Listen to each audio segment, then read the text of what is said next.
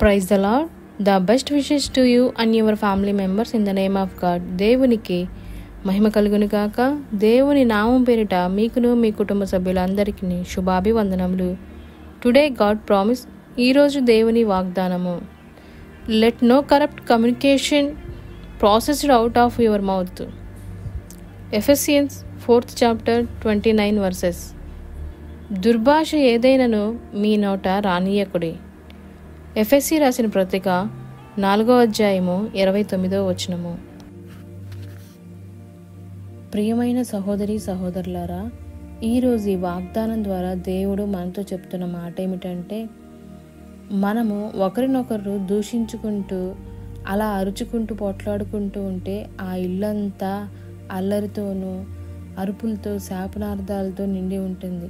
అలాంటి చోటికి దేవుడు ఆశీర్వదించలేరు. ఎందుకంటే మనము పాపము అంటే దూషించడం వల్ల దేవునికి ఇష్టం లేదు కాబట్టి దేవుడు ఆ ఇంటిని ఆశీర్వదించకుండా వెళ్ళిపోతాడు.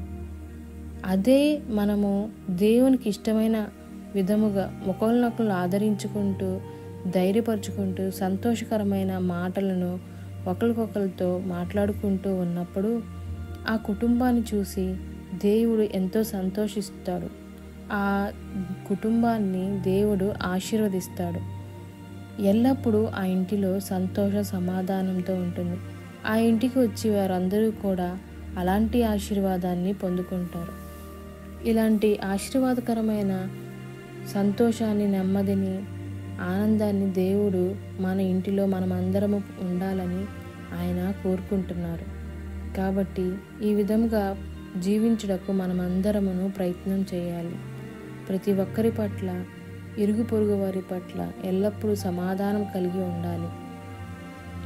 ఈ విధముగా మనకి సహాయం చేయమని దేవుణ్ణి అడుగుదాం.